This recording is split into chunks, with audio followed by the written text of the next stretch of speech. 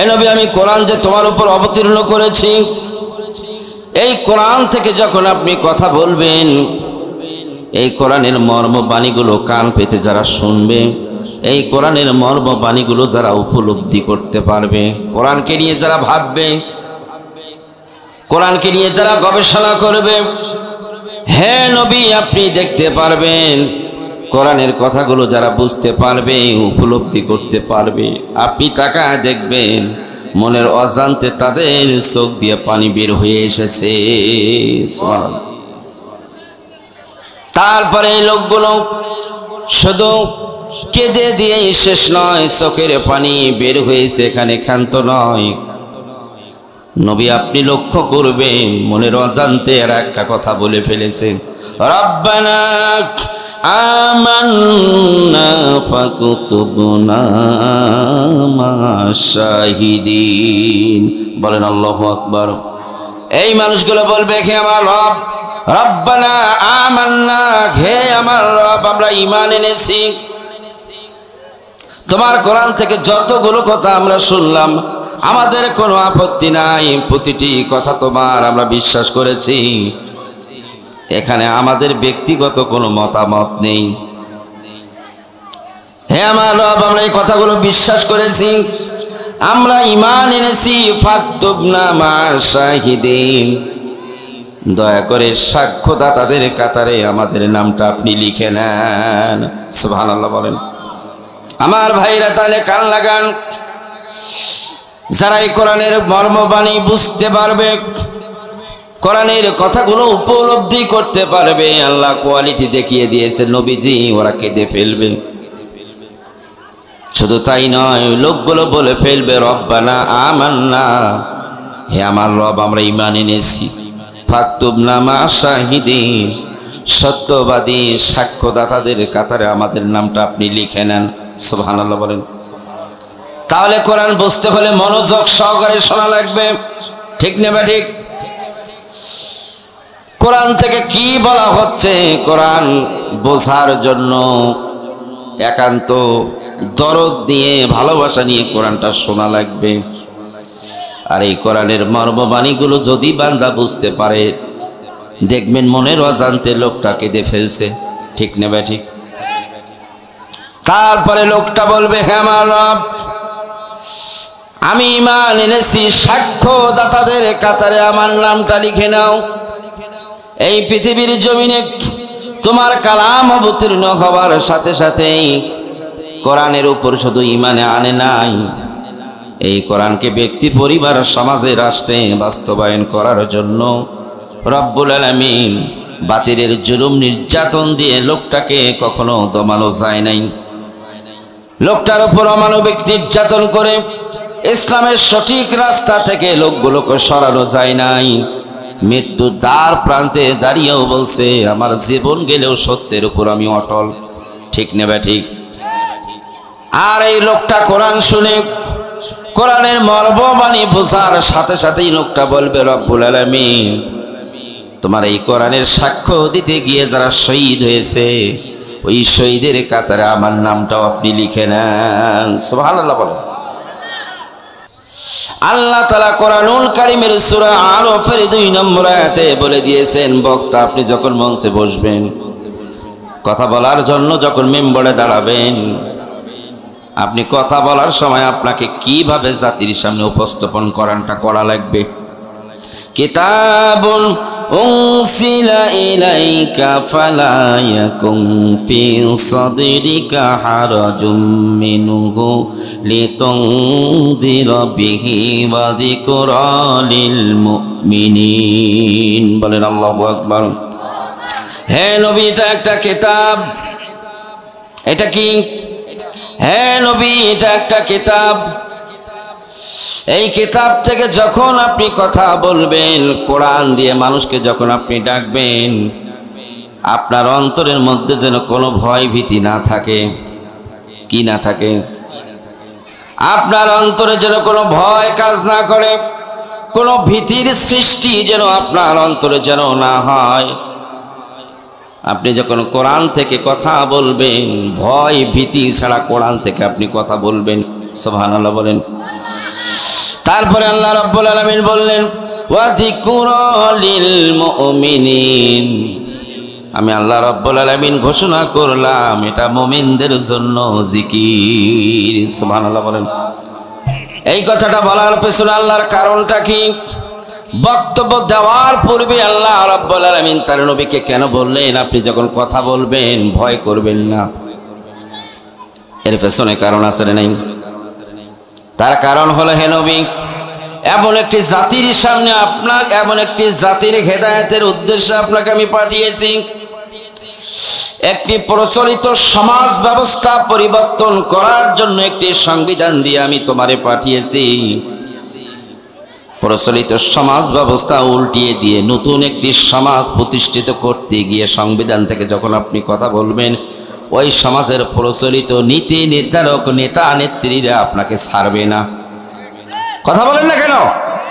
ওরা আপনাকে ছেড়ে দিয়ে কথা বলবে না, ওরা আপনাকে হুমকি দিবে, ওরা জেলের ভয় আপনাকে দেখাবে, এমনকি মঞ্চে এসে আপনাকে আক্রমণও করতে পারে। এই জন্য আপনি যখন কোরআন থেকে কথা বলবেন আপনার অন্তরের মধ্যে যেন কোনো ভীতি কাজ না করে। তাহলে আল্লাহ নবীকে বলছেন, নবীজি আপনি যখন কথা বলবেন আপনার অন্তরে যেন কোনো ভয় কাজ না করে, ভীতির যেন সৃষ্টি না হয়। কেন এই কথা আগেই বললেন বক্তৃতা দেওয়ার পূর্বে?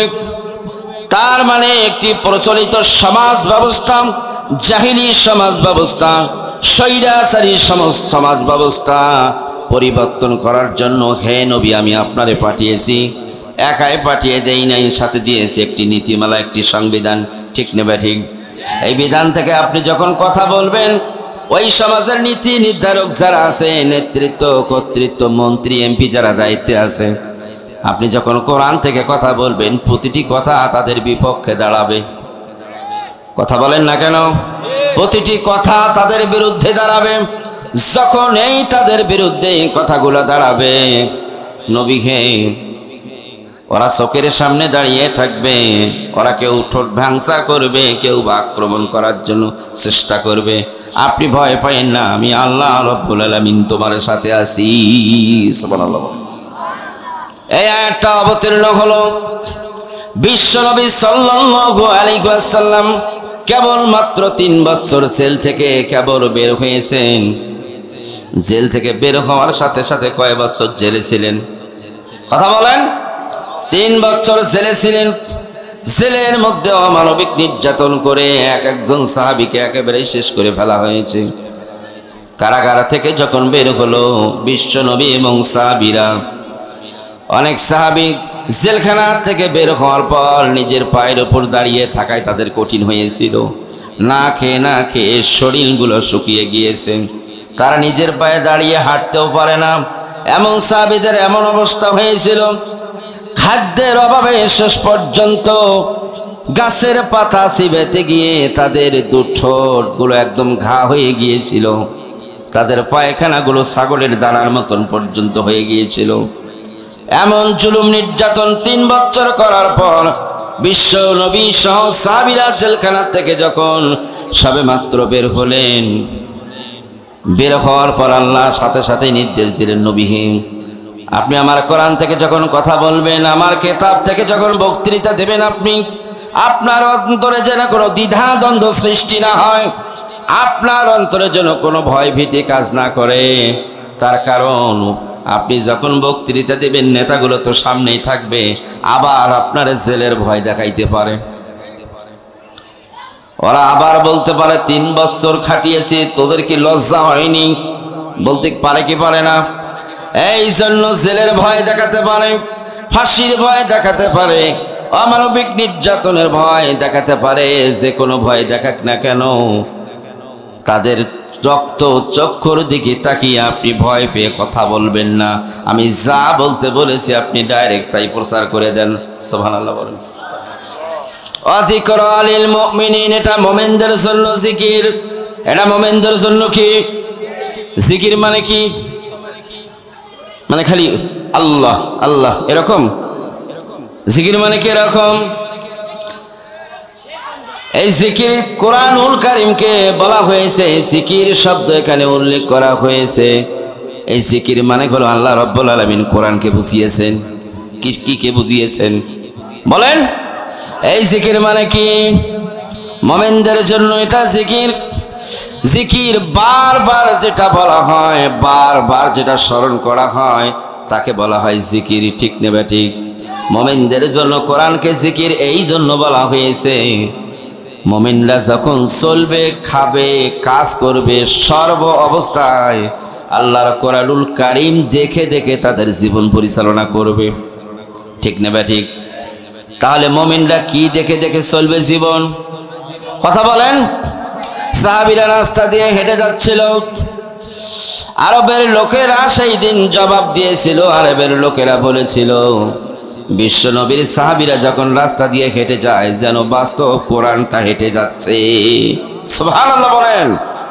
তাহলে এই কোরআনটা আপনার আমার জীবনে এরকম ভাবে দাঁড় করানোর দরকার আছে না নাই? কারা কারা রাজি আছেন? আল্লাহকে হাত উঁচু করে দেখেন রব্বুল আলামিন। 12 বলদিয়ার মানুষগুলো হাত তুলেছে, তারা হাত তুলে ওয়াদা করেছে তারা কোরআন দেখে দেখে জীবনটা চালাইতেছে। আল্লাহ তুমি কবুল করো, আমিন। হাত নামাই। এটা মুমিনদের জন্য জিকির। এটা যদি জিকির হিসাবে দেখে দেখে যদি জীবন আপনি আমি যদি পরিচালনা করতে পারি, কিয়ামতের ময়দানে মুসিবতের দিন যতক্ষণ কোরআন আলা মানুষটা জান্নাতে যায় নাই, ততক্ষণ পর্যন্ত কোরআন আল্লাহর সাথে ঝগড়া করবে। সুবহানাল্লাহ বললেন না? যতক্ষণ এই কোরআন আলা লোকটা জান্নাতে যায় নাই, ততক্ষণ পর্যন্ত আল্লাহর কোরআন আল্লাহর সাথে ঝগড়া করবে। আমরা কি চাই না এই সুপারিশটা? মা মিন শাফিইন আফদালু মানসিলাতান ইনদাল্লাহি ইয়াওমাল কিয়ামাতি মিনাল কুরআন। আল্লাহর নবী ডাক দিয়ে বললেন, সাহাবীরা শোনো, কিয়ামতের ময়দানে মুসিবতের দিন আল্লাহর কোরআনের চাইতে উত্তম সুপারিশকারী কিয়ামতের ময়দানে তোমরা কাউকেই পাবা না। লা নাবিয়্যু, কোন নবী কেউ নয়, ওয়ালা মালাকু, কোন ফেরেশতাও নয়, ওয়ালা গায়রু, পৃথিবীর কোন মানুষ নয়, কেউ নয়। একমাত্র সুপারিশকারী তোমাদের জন্য হলো আল্লাহর কোরআন। সুবহানাল্লাহ বলেন। তাহলে কোরআন মানলে তো কোরআন সুপারিশ করবে, না মানলে তো এটারও একটা সুপারিশ আছে, তবে বিপক্ষে। ঠিক নেবে ঠিক আমার ভাইরা? তাহলে কোরআনের শুনে যারা হেদায়েত হবে তাদের সিমটমটা কিরকম হবে বলেন তো?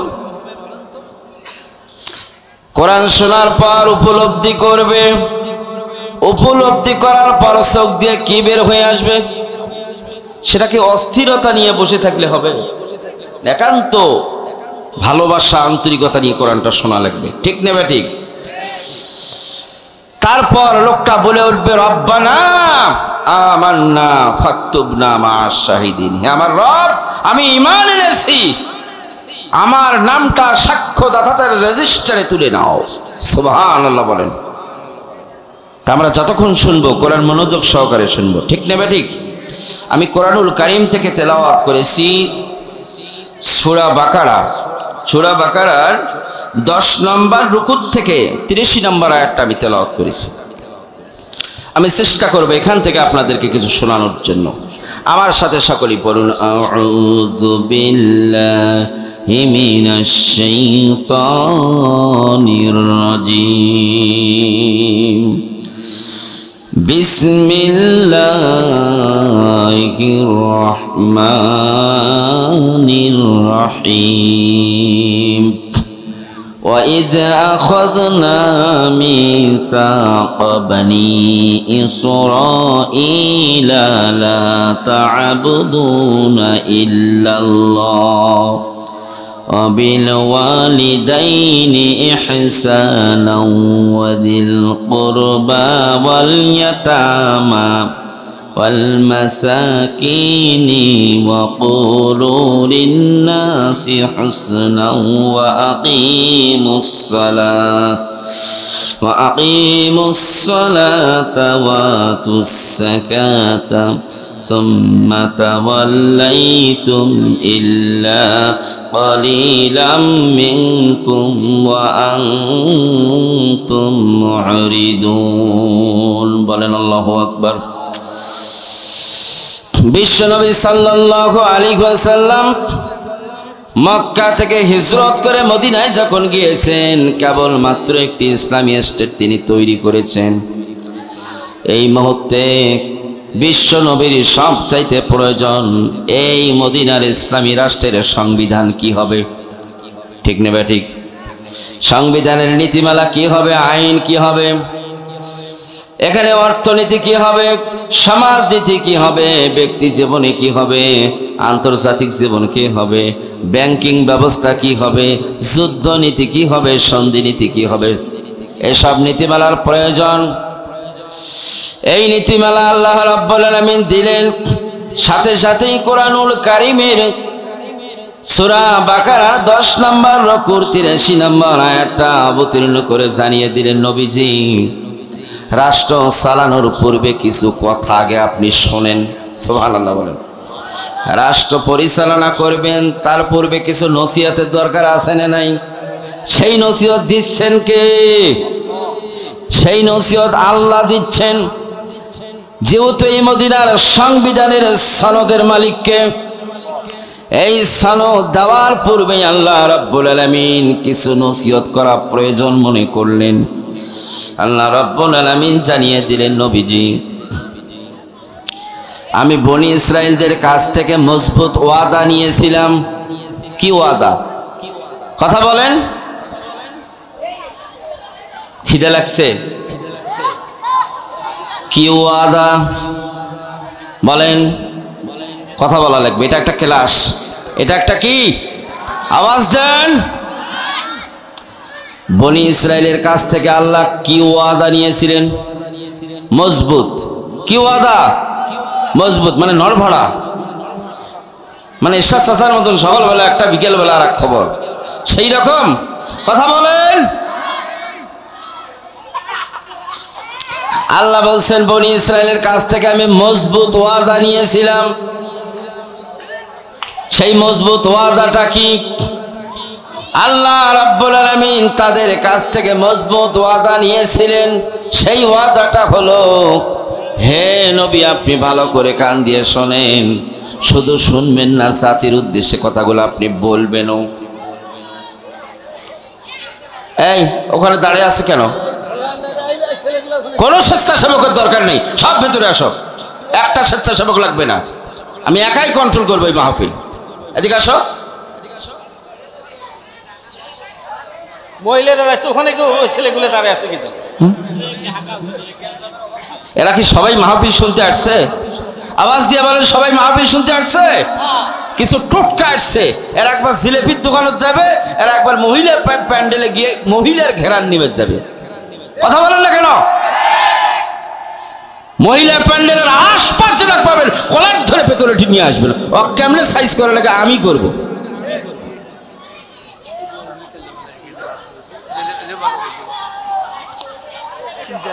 আর মানুষের পেছনে কে? ভলান্টিয়ার যান। রাস্তায় একটা স্বেচ্ছাসেবকের কোনো দরকার নাই।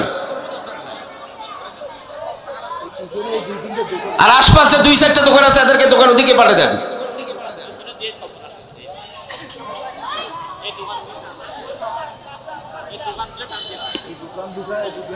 আগাহাল যে পাশে যায়, কথা বলেন।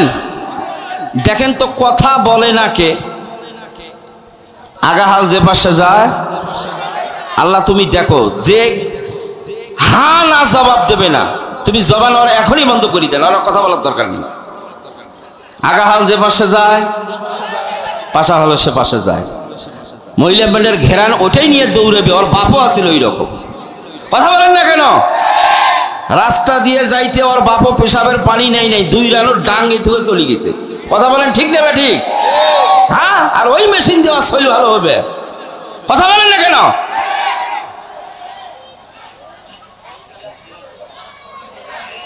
যেমন ফ্যাক্টরি তেমন জিনিস। কি বলেন আপনারা? এরপর দেখবেন কোনটা ওই ওই যাইতে আছে। এখানে ইসলামের ভিত্তি দিয়েছে তরুণ যুবকেরা। কথা বলেন ঠিক নেবে ঠিক? তোমাদের রক্তের উপরে ইসলামের ফাউন্ডেশন। আগামী দিনের নেতৃত্ব দিবে, আগামী দিনের নেতৃত্ব দিবে এই তরুণ যুবকেরা। এই জন্য তোমাদের জন্য কোরআন শোনা একেবারেই খুবই প্রয়োজন, ঠিক কি না? তোমাদের চরিত্র সুন্দর হলেই আগামী বাংলাদেশের মানচিত্র সুন্দর হবে। কথা বলেন ঠিক কি না? 16টি বছর এই তরুণ যুবকদের চরিত্র হনন করে, এই চরিত্র ধ্বংস করে দিয়ে বাংলার মানচিত্র পরিবর্তন করা হয়েছিল। কথা বলেন ঠিক কি না? এই জন্য আগামী দিনে যুবকদের চরিত্র হবে কোরআনের আলোকে তৈরি, ঠিক কি না? এরা ওমরের মতন, আবু বকর, হামজার মতন নেতৃত্ব বাংলার জমিনে এরাই দিবে। আল্লাহ ডাক দিয়ে বলছেন, নবীজি বনি ইসরাইলদের কাছ থেকে আমি মজবুত ওয়াদা নিয়েছিলাম, কোনো নড় ভরে ওয়াদা আমি নেই, শক্ত ওয়াদা নিয়েছিলাম। তাদেরকে আমি বলে দিয়েছিলাম, তোমরা এক আল্লাহ ছাড়া কারো ইবাদত করবে না। তাইলে আমরা কার ইবাদত করব? একটু আওয়াজ দিয়ে বলেন কার? এই ওয়াদা খালি আমাদের কাছ থেকে আল্লাহ নেননি, পৃথিবীর শুরু থেকেই আল্লাহ রাব্বুল আলামিন প্রতিটি নবী, প্রতিটি নবীর উম্মতের কাছ থেকে এই ওয়াদাই নিয়েছিলেন, তোমরা আল্লাহ ছাড়া আর কারো দাসত্ব, গোলামি, চাকরি করা যাবে না। এই কথা বলার কারণটা কি? এত বড় শক্ত ওয়াদা নেওয়ার কারণ কি? এই জন্যই আল্লাহ রাব্বুল আলামিন যুগে যুগে প্রতিটি নবী এবং তার উম্মতের কাছ থেকে এই ওয়াদা নিয়েছিলেন। তার কারণ ওয়াদা শক্ত এই জন্যই নেওয়া হয়েছিল, যখন যে সরকার আসে জনগণকে তারই গোলামে পরিণত করে। কথা বলেন ঠিক নেবে ঠিক?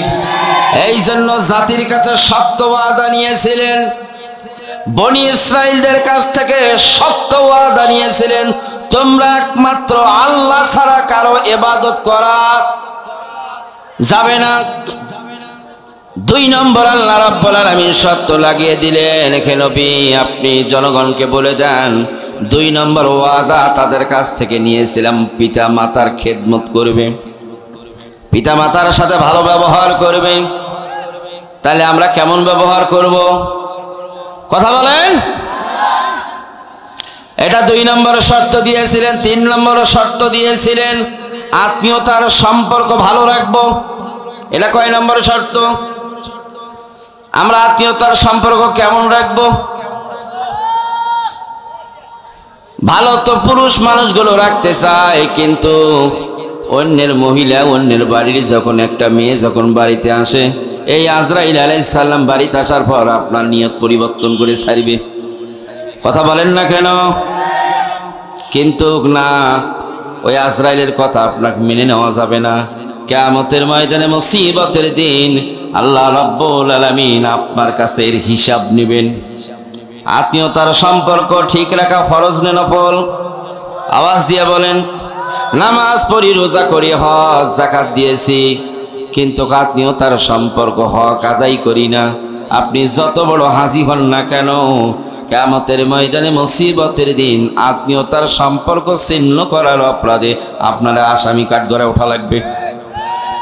4 নম্বর শর্ত লাগিয়ে দিলেন, জনগণের সাথে ভালো ব্যবহার করবে। কার সাথে? ক্ষমতা চেয়ারের মধ্যে যখন নেতারা বসে যায়, তখন আর জনগণের কথা মনে থাকে না, ঠিক নেবে ঠিক? নেতার সাথে দেখা করতে কমপক্ষে 10টা পিএসের কাছ থেকে পার হওয়া লাগে। কথা বলেন ঠিক নেবে ঠিক? আল্লাহ এই জন্য বলে দিলেন, যখন ক্ষমতায় যাবে জনগণের সাথে ভালো আচরণ করবে, ভালো ব্যবহার করবে। এই যে সামনে নির্বাচন, কত দল, কত মতের লোক আসবে, চা খাওয়ার দরকার নেই, তারপর জোর করে গলায় ঠেলে দিবে, ঠিক নেবে ঠিক? জীবনেও সালাম দেয় না। তারপরে দেখবেন আপনি যদি কৃষি কাজ ক্ষেতের মধ্যেও থাকেন, রাস্তা থেকে নেমে আপনার কাছে হ্যান্ডশিপ করার জন্য যাবে। কথা বলেন না কেন? কিন্তু চেয়ার পাইলে আর এগুলা মনে, কথা বলেন, চেয়ার পাইলে মনে। আল্লাহ নসিহত করতেছেন, মুসলমানদেরকে ক্ষমতা চেয়ারের মধ্যে আমি তোমাদের বসাবো, তার আগে নসিহত শোনো। আমার ভাইরা একটু মনোযোগ সহকারে শুনুন। আল্লাহ রাব্বুল আলামিন বলছেন জনগণের সাথে ভালো ব্যবহার করবে। তারপরে 4 নাম্বার শর্ত লাগিয়ে দিলেন, নামাজ কায়েম করবে। কি কায়েম করবে? নামাজ কায়েম করবে। ব্যক্তি জীবনে নামাজ পড়বে, পরিবারের মধ্যে নামাজের আয়াতগুলো তুমি দাঁড় করাবে, সমাজ রাষ্ট্রে রাষ্ট্রীয়ভাবে নামাজের বিল পাশ করার জন্য আন্দোলন করবে। নির্দেশকার। 6 নম্বর শর্ত লাগিয়ে দিলেন, যাকাত দেওয়ার মতন যদি অর্থ থাকে যাকাত দিবে। সুদ ভিত্তিক অর্থনীতি উৎখাত করে দিয়ে যাকাত ভিত্তিক সমাজনীতি তৈরি করবে। এখানে শর্ত দিলেন কয়টা? 6টা। আওয়াজ দিয়ে বলেন কয়টা? এই শর্তগুলো দিলেন আল্লাহ রাব্বুল আলামিন। তারপরে 84 নম্বর আয়াতের মধ্যে আবার বলছেন তোমরা রক্তপাত করবে না। কি করবে না? ক্ষমতার চেয়ারের মধ্যে গেলে জনগণের বিপরীতে কোনো যদি আইন নীতিমালা যদি তোমরা তৈরি করো, জনগণ লোকমা তোমাদেরকে দিতে পারে। কথা বলেন ঠিক না ঠিক? তোমার রাষ্ট্রীয় পরিচালনা যদি জনগণের অধিকার যদি ক্ষুণ্ণ করে, জনগণের অধিকার যদি হরণ করে, জনগণ সেজন্য মিছিল দিতে পারে, মানববন্ধন করতে পারে। কথা বলেন ঠিক নেবে ঠিক? আল্লাহ রাব্বুল আলামিন জানিয়ে দিলেন, জনগণ যদি কোনো আবদার কোনো দাবি দাবা নিয়ে তোমাদের কাছে আসে, খবরদার রক্তপাত করবে না। এই 15 বছর তা হয়েছে কিনা? কথা বলেন। এই 15 বছর সময় চলে গেছে, জনগণ তাদের দাবি আদায়ের জন্য মানববন্ধন মিছিল নিয়ে গেছে, দাবি আদায়ের জন্য চলে গেছে, লাশ করে বানিয়ে কবরস্থানে পাঠিয়ে দিয়েছে। আল্লাহ সেই নসিহত গুলো করতেছেন, রক্তপাত করা যাবে না। এগুলো নসিহত আল্লাহ রাব্বুল আলামিন করলেন। করার পর আল্লাহ রাব্বুল আলামিন ঘোষণা করলেন, আমি যে নসিহত গুলো করেছিলাম বনি ইসরাইলের উপর, তাদের মধ্যে সামান্য কিছু লোক বাদ দিয়ে বেশি সংখ্যক লোক ওয়াদা থেকে ফিরে গেছে। তাদের ওয়াদা ঠিক রাখে নাই। কথা বলেন। তাদের ওয়াদা ঠিক রাখে নাই।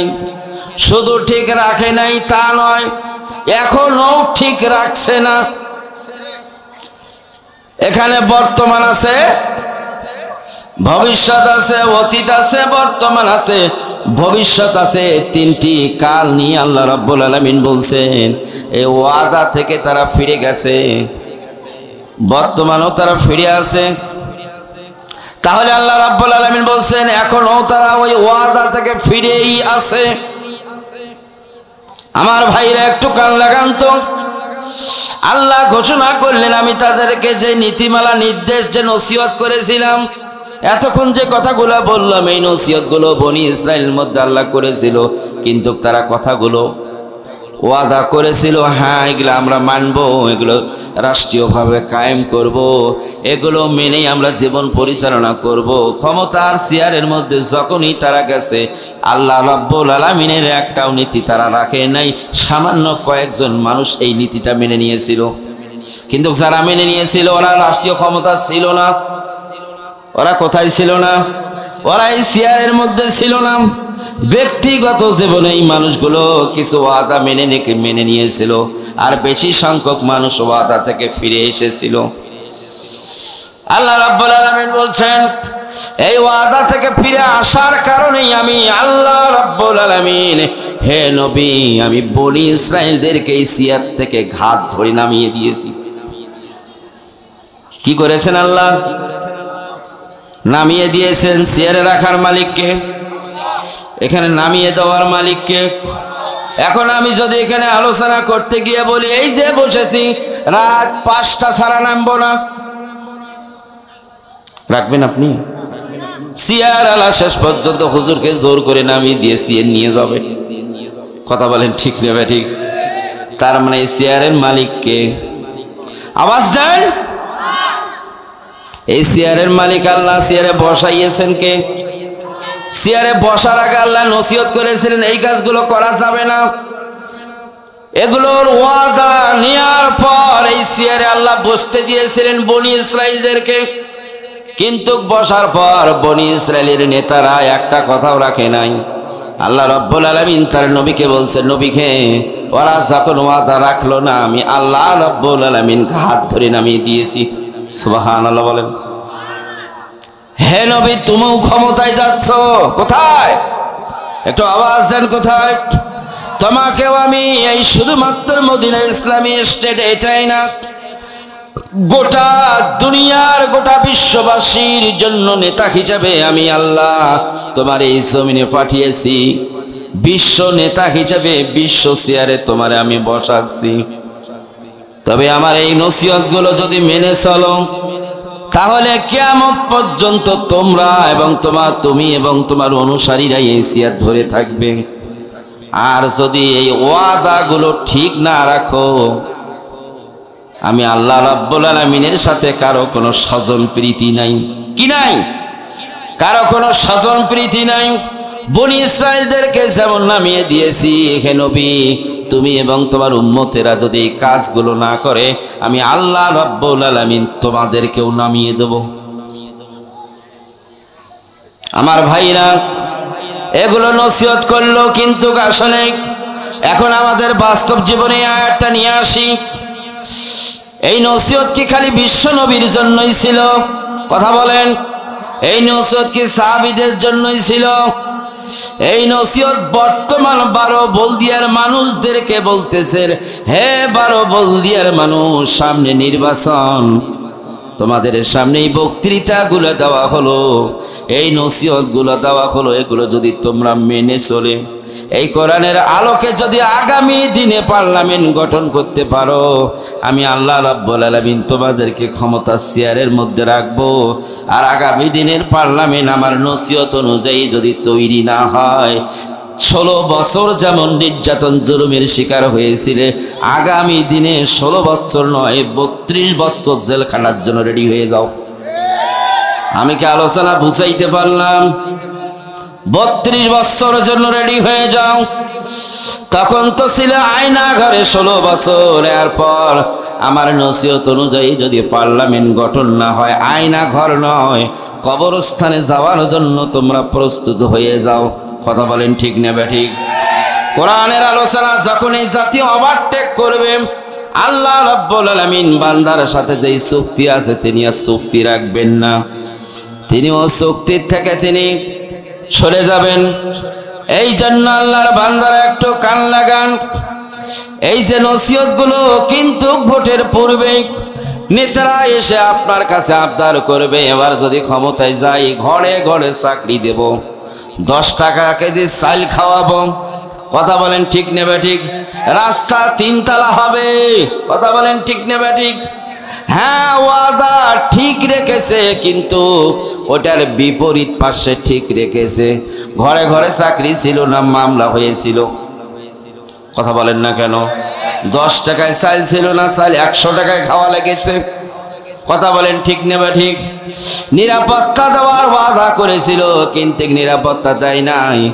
আলেমদেরকে, নামাজিদেরকে, দাড়িওয়ালা টুপিওয়ালাদেরকে ধান খেতে থাকা লেগেছে। কথা বলেন না কেন? আমার ভাইরা, এই যে ক্ষমতার অপব্যবহার করার কারণে আল্লাহ রাব্বুল আলামিনের কাছে জাতি দোয়া করলো, আল্লাহ এই জালেমের হাত থেকে মুক্তি দান করো। কিন্তু এই দোয়াটা কবুল হতে 16 বছর সময় লেগেছে। কত বছর সময় লেগেছে? এই 16 বছর কেন লাগলো? আল্লাহ কি দুর্বল ছিলেন নাকি? বলেন, আল্লাহ দুর্বল ছিলেন না? 16 বছর কেন দোয়া কবুল হতে লাগলো? আমার ভাইরা একটু কান লাগান তো। উত্তপ্ত গরমের দিন, গরমের কারণে মানুষ আর ক্ষেতের মধ্যে টিকতে পারতেছে না। বিশ্রাম নেওয়ার জন্য বিরাট আকারের একটি জাম গাছ ছায়া দিয়ে আছে, বট গাছের মতো। লোকেরা চলে গেছে ছায়ার নিচে একটু বিশ্রাম নেওয়ার জন্য।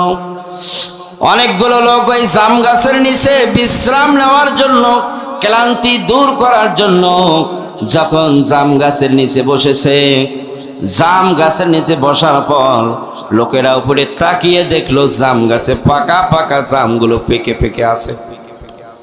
তাহলে আমরা খামাখা বসে না থেকে আমাদের মধ্য থেকে একজনকে গাছে উঠিয়ে দিয়ে এসে জাম পেড়ে দেখ, আমরা সবাই মিলে খাবো, ক্লান্তি দূর হবে, সময়ও কাটবে। ঠিক কিনা?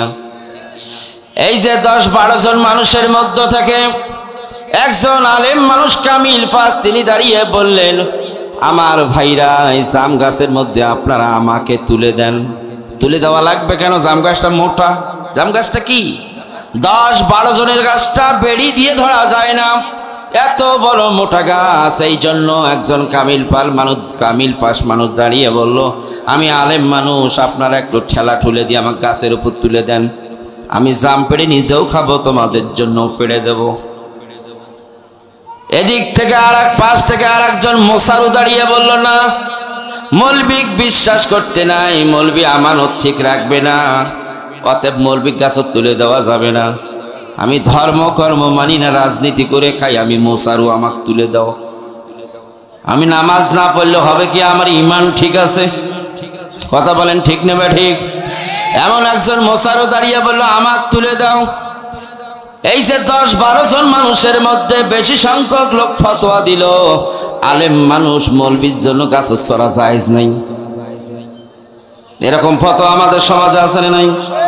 মৌলবী ইমাম সাহেব মানুষ, আলেম পাস, কামিল পাস, প্রিন্সিপাল, মৌলবী শিক্ষক কিংবা সুপারিনটেন্ডেন্ট যদি মেম্বারের মধ্যেও দাঁড়ায়, এলাকার মানুষগুলো ফতোয়া দিবে। মৌলবী মানুষ লোক দেখো কত, মেম্বারি করার জন্য তো মৌলবী উপযুক্ত নয়, এটা আলেম মানুষ, তিনি কেমন করে মেম্বরি করবে, এটা কি তার ঠিক হইল? এরকম ফতোয়া আছে না নাই? কথা বলেন আছে না নাই? তাহলে এই কথা বুঝালো, ওই মেম্বারের চেয়ারটা, চেয়ারম্যানের চেয়ারটা ভালো মানুষের জন্য নয়, ওটা জারুয়ের জন্য। কথা বলেন না কেন?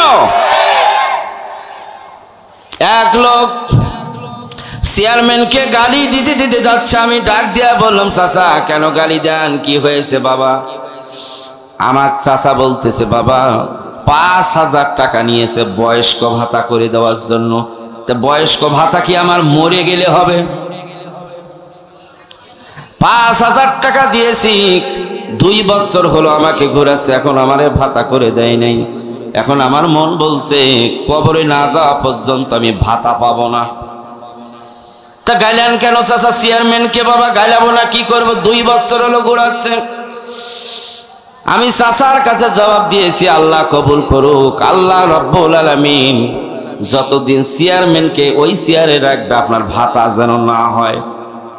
আমাকে বললো, আপনি কেমন হুজুর, এটা কেমন দোয়া করলে? আপনি কি হুজুর নিয়ে আর কিছু? বলে, হ্যাঁ আমি হুজুর।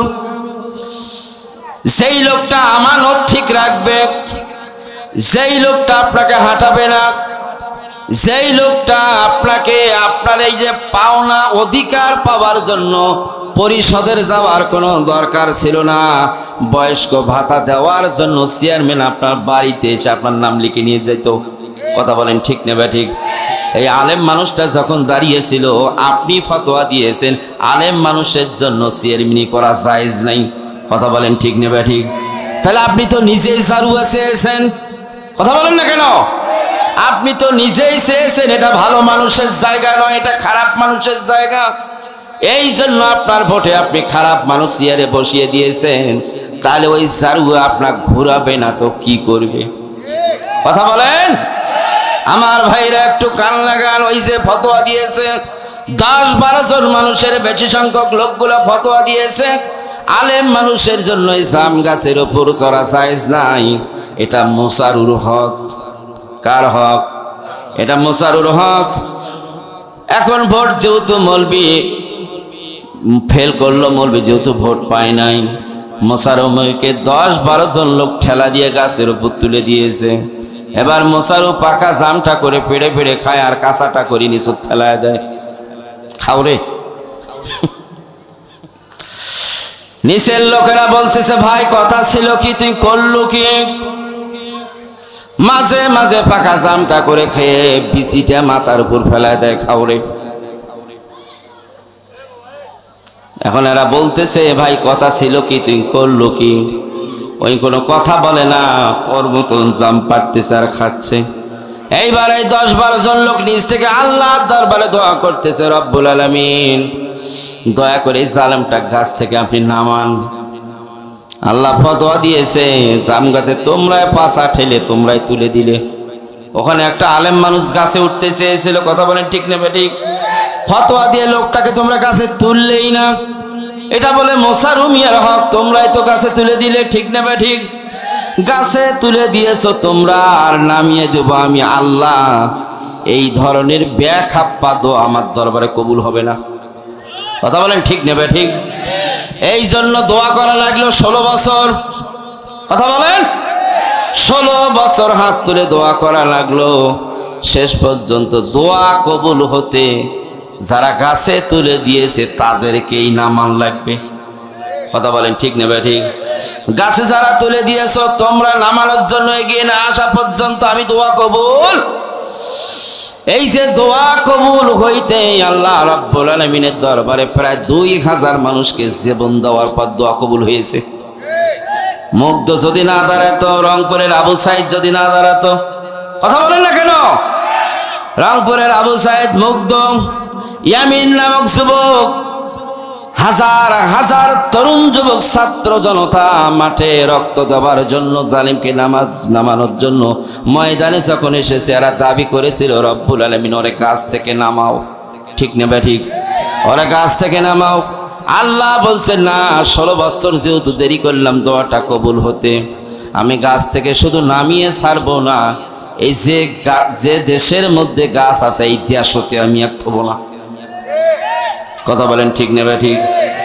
16 বছর এই জন্য আমি লাগিয়েছি, গাছে তুলে দিয়েছো তোমরা, নামানো লাগবে তোমাদেরকে। ঠিক নেবে ঠিক? এই গাছে ওঠার সময় আগামী দিনে আবার আসতেছে। কথা বলেন না কেন? এবারও কিন্তু আলেম আসবে, আবার মুসারু আসবে। তাহলে আগামী দিনে কাকে গাছে তুলে দেব আমরা? আওয়াজ দিয়ে বলেন কাকে? কোরআনের নসিহত অনুযায়ী সূরা বাকারার 83 নম্বর, 84, 85 নম্বর আয়াত আল্লাহ রাব্বুল আলামিন নসিহত করেছে। এই নসিহত অনুযায়ী যারা গাছে উঠতে চায়, চেয়ারটাতে বসতে চায়, আমরা আগামী দিনে ওই চেয়ারগুলির মধ্যে ওই সমস্ত আলেমদেরকে আমরা ওই গাছে তুলে দিতে চাই। রাজি আছেন তো সবাই? আমরা তো সব দেখলাম, আমরা বলেন তো ইসলাম শুনেছি না দেখেছি? আওয়াজ দেন, ইসলাম শুনেছি না দেখেছি? ইসলাম আমরা শুনেছি, এখন পর্যন্ত আমরা দেখি নাই।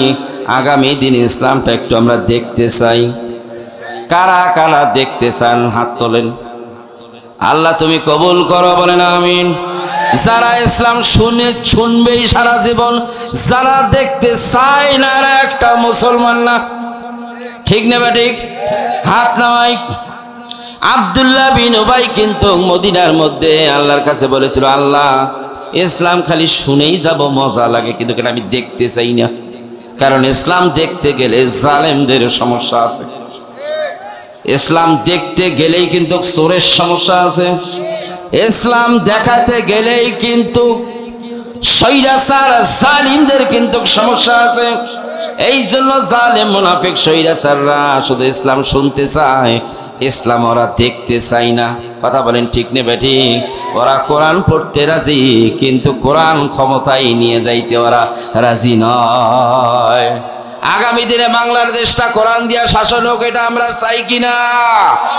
এই জন্য আপনি গাছ গাড়বেন, আপনি লাউ গাছ গেড়ে কি আপনি তরমুজ খাওয়ার দোয়া করলে হবে? বলেন। কলার গাছ গাড়ার পর আপনি যদি আল্লাহর কাছে বলেন, রব্বুল আলামিন দয়া করে কলার গাছ থেকে আমাকে মিষ্টি খেজুরের রস দেন, এই দোয়া কবুল হবে? হবে না? কে কলার গাছত কি রস নাই? কথা বলেন। কলার গাছের কিন্তু রস আছে, কিন্তু আপনি যেটা চাচ্ছেন আপনার দোয়ার পরিপন্থী। কথা বলেন ঠিক না ঠিক? মিষ্টি রস খেতে হলে খাজুরের গাছ থেকে আপনাকে কিংবা কুষার থেকে আপনার মিষ্টি রস নেওয়া লাগবে। কলার গাছ গেড়ে মিষ্টি রস চাইলেও মিষ্টি রস পাওয়া যাবে না। আগামী দিনে একজন মুসারু কোরআন বিরোধী, ইসলাম বিরোধী, ইসলামের বিপরীত মতাদর্শ একজন নেতাকে পাঠিয়ে দিয়ে তাহাজ্জুদের নামাজে দোয়া করেন, আল্লাহ এই দেশটা তুমি কোরআন দিয়ে চালাও, এই দোয়া কবুল হবে? কথা বলেন। এই দোয়া করার আগে কোরআন আলা মানুষটাকে পাঠান লাগবে ওখানে। কথা বলেন ঠিক না ঠিক? লাউ গাছ গেড়ে তরমুজ খাওয়ার আশা করা যে কথা, কোরআনী মানুষগুলো ইসলামী দলগুলোকে ক্ষমতায় না পাঠিয়ে দিয়ে ধর্ম নিরপেক্ষ দলকে ক্ষমতায় বসায় দিয়ে চাওয়া একই কথা। আমি কি বুঝাইতে পারলাম আমার ভাইরা? তাহলে আল্লাহ রাব্বুল আলামিন নসিহত করছেন, হে জাতি, ক্ষমতায় যাওয়ার পূর্বে নসিহত গুলো শোনায় দিলেন, ক্ষমতার চেয়ারের মধ্যে গেলে এই কাজগুলো করা, বলেন এই কাজগুলো করা যাবে না। আপনারা কথা কম বলেন কেন? খারাপ লাগতেছে? ওয়াজ ছেড়ে দেব? অনেক মুখ মুঞ্জা মানুষ এগুলো বাড়ির থাকার কারণে বইয়ের সাথে এমনি বলে না। কি মুখ মুঞ্জা মানুষ কিন্তু বেহাজন, কে বাজান, ঠিক না বেটি? এগুলো বদের হাড্ডি। এগুলো মাঝে মাঝে রাস্তা দিয়ে দাবড়ে নিয়ে গিয়ে বউ ধরি পিটাই এগুলা, কথা বলে ঠিক কি না? হ্যাঁ, রাগের ঠেলায় বউ বলছিল স্বামীর সাথে ঝগড়া লাগছে, বইয়ের রাগের ঠেলায় স্ত্রী তার স্বামীকে বলছে, হে যাও আজ থাকি তো তেজ্যপুত্র করলাম রে, বলেন সুবহানাল্লাহ। এগুলো কোনগুলো? এই মুখ মুঞ্জা গুলো। আর স্বামী ইতিমের মতো নাকি স্বামী স্ত্রীর সামনে দাঁড়িয়ে বলতেছে, মা ভুল হয়েছে আমার, আর এই ভুল হবে না, দয়া করে মাফ করে দাও। এই ভাইরা এ বসো, এখানে গ্যাঞ্জাম করা যাবে না, এখানে গ্যাঞ্জাম করা যাবে না। এই তরুণ যুবক ভাইরা, তোমাদের দুটো পায়ে হাত দিয়ে বলছি, তোমরা এদিকে আসো, ওয়াজ তো তোমাদের জন্যই হচ্ছে।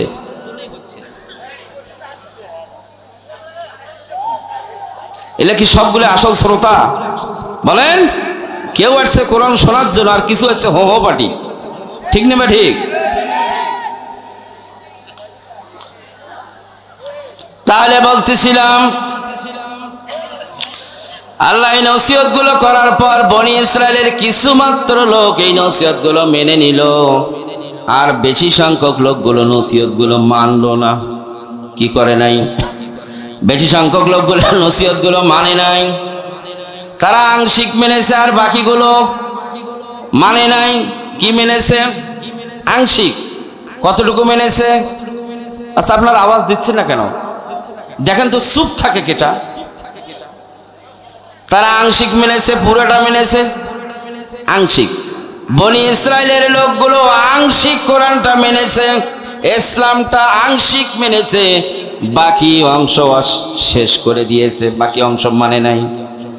আংশিক মানলো, আর বেশি সংখ্যক হুকুমগুলো তারা বাতিল করলো।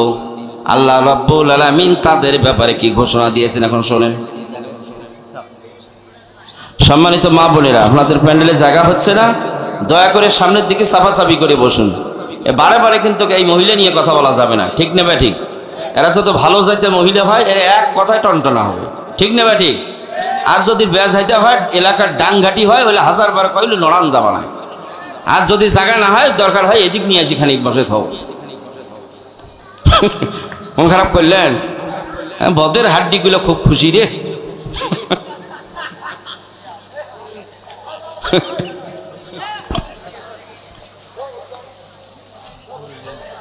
আমার বাইরে একটু কান লাগান তো। আল্লাহ বলছেন, এই বনি ইসরায়েলের লোকগুলোকে নসিহত করার পর ওদের যেটা সুবিধা ওরা খালি সেটা মেনেছে, আর যে আইনগুলো হুকুমগুলো মানলে বেসুবিধা ওরা ওটা মানে নাই। আল্লাহ রাব্বুল আলামিন তাদের ব্যাপারে দেখেন কি নীতি গ্রহণ করলেন। আমাদের অবস্থাও কিন্তু সেই রকম, কথা বলেন ঠিক নেবে? ঠিক। আমরা কি পুরোটা মানছি নে আংশিক মানি? আওয়াজ দেন, আমরা আংশিক মানি নে পুরোটা মানছি? আংশিক মানি। আল্লাহ রাব্বুল আলামিন তার কোরআনুল কারীমের মধ্যে ঘোষণা করলেন, আফাতু মিনুনা বিবাদিল কিতাবি ওয়া তাকফুরুনা বিবাদ ফামা জাযাউ মান ইয়াফআলু যালিকা মিনকুম ইল্লা খিসুন ফিল হায়াতিদ দুনিয়া ওয়া ইয়াউমাল কিয়ামাতি ইউরাদ্দুনা ইলা আশাদ্দিল আযাব। বলেন আল্লাহু আকবার। তবে কি তোমরা আমার কিতাবের কিছু অংশ বিশ্বাস করবে? আমার কিতাবের কিছু অংশ কি তোমরা মানবে, আর বাকি অংশ কি তোমরা অস্বীকার করবে? যারা কোরআনের কিছু অংশ মানবে, বাকি অংশ অস্বীকার করবে, আমার আল্লাহ ঘোষণা করলেন আমি আল্লাহ রাব্বুল আলামিন প্রথম অবস্থায় দুনিয়ায় তাদেরকে অপমান করব, লাঞ্ছিত করব। কথা বলেন ঠিক না ঠিক? এই যে 15 বছর যে এরা ক্ষমতার মধ্যে ছিল, এরা আংশিক মেনেছে, আর বাকিগুলোর বিরুদ্ধে 144 ধারা জারি করেছিল। কথা বলেন ঠিক না ঠিক? এরা নামাজ পড়ছে কিন্তু নামাজের বিল পাশের বিরুদ্ধে ছিল। এরা ব্যক্তিগত যাকাত দিতে নিষেধ করে নাই, কিন্তু সুদের ব্যবসা তুলে দিতে রাজি ছিল না। এমনি মদ খাতে ইমামদেরকে লেলিয়ে দিয়েছে, মদ খাতে নিষেধ করো, অথচ লাইসেন্স দিয়েছে ওরা। কথা বলেন ঠিক না ঠিক? জিনা ব্যভিচারের বিরুদ্ধে আলেমরা কথা বলতো, অথচ এই জিনা ব্যভিচারের লাইসেন্স পর্যন্ত পতিতাদের তারা দিয়েছিল। কথা বলেন ঠিক না ঠিক? ওরা বলতো চুরি করা যাবে না, কিন্তু ওদের প্রতিটা নেতায় ক্ষমতা যাওয়ার পর বোঝা গেল সবগুলাই চোর। কথা বলেন ঠিক না ঠিক? যার বাড়িতে তল্লাশি চালায় 2-1 বান্ডিল টাকা নয়, বস্তায় বস্তায় টাকা বের হয়েছে। আমি কি ভুল বললাম নাকি?